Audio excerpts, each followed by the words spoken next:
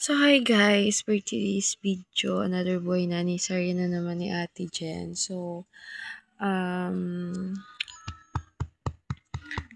ayan na nga, diba? Itong batang Ari ay sinipon lang nung una. So, pinabayaan ko lang yung sipon niya kasi nga, siguro mga ilang araw, mga 3 days, natuyo yung sipon.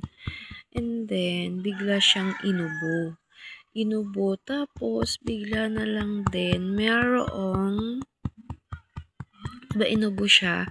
Tapos, meron siyang history na biglang nilagnat. So, di ba sabi-sabi kapag nilalagnat ay meron kasing 'di ba antibody yung katawan natin. So, ang pinainom ko lang nun is cetirizine muna. Kasi yun naman yung pinakang first medication, yung cetirizine, Disodrin, or salbutamol sa may mga hika. So, yun yung sa amin, ha? So, ganun yung treatment namin muna dito sa Batang Are. And then, after ilang araw, pinainom namin siya si cetirizine. So, hindi nawawala yung ubo niya. At yung ubo niya is, alam mo naman yung ubo na may hika. So, pinausukan na namin kaagad siya ng salbutamol duabent. So, yung salbutamol duabent na yun, mga ka-idol, ay 50 pesos ang isa.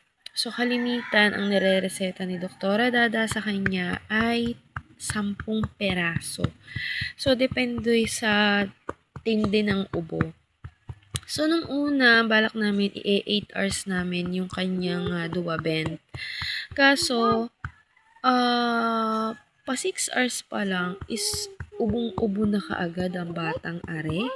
Kaya ang ginawa namin, imbis na kada 8 hours, kasi alam niyo mga ka-idol, naranasan ko na dito sa batang to na nagpausok siya ng magkasunod. Kasi nagpausok siya ngayon, tapos 30 minutes pausok ulit bago susundan na siya ng kada 4 hours. And then meron ding scenario na kada 6 hours, meron ding 8 hours. So, depende sa ubo ng bata. Kumbaga, kung pag hinahanap na ng katawan ng bata, yun, ibinibigay na. Ganun yung pagkakaano namin, ha? So, pagkatapos nun, ng pausok, dinala namin siya kay Doktora Dadana. Pinadadana namin siya. At hindi namin kagad siya dinala kay Doktora Dada kasi nga meron ding cases na kapag pinausukan na namin siya ng duabent, after ng 2 days pa lang, kita mo na kagad yung kanyang buka anak, kita mo na kagad yung kanyang improvement na talagang hika niya. So, pagkatapos nun, dinala namin siya kay Doktora Dada kasi nga inuubo pa rin siya pero hindi na siya nilalagnat. So, pagkatapos nyo nga palang pausukan ng inyong anak, itatap-tap nyo para yung plema sa likod ay malaglag. Yun ang sabi sa mga ospital na napapasukan namin at yun nga si Doktora Dada nga.